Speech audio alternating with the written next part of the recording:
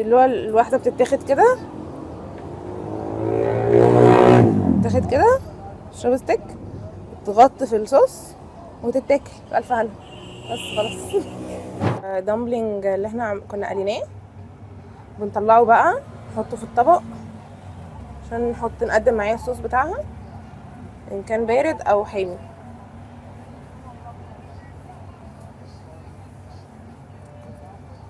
دي أكلة صينية. ايوه، اكله صيني يعني، اللي بيجربها بيجي ياخدها تاني بجد.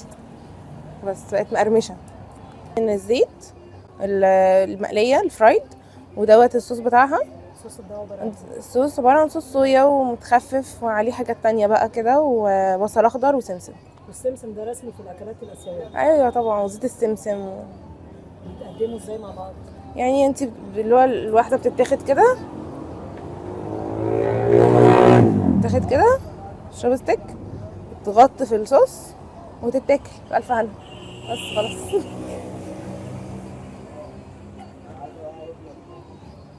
في وجبات تانية بتعملوها غير الدمبلينج؟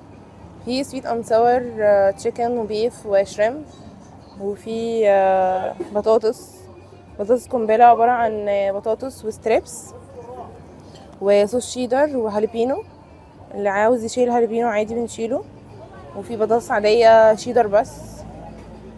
وفي تشيكن استراجانوف اللي هي عبارة عن بطاطس، قصدي عن تشيكن ومشروم. الفراخ بتبدأ من التشيكن السويت اند ساور بتبدأ من 130، والبيف بيبدأ من 150. وفي سبيشال عبارة عن أناناس وتشيكن فراخ، يعني قطع فراخ مقلية وكده، ومكرونة برضو صوص السويت اند ساور يعني. بس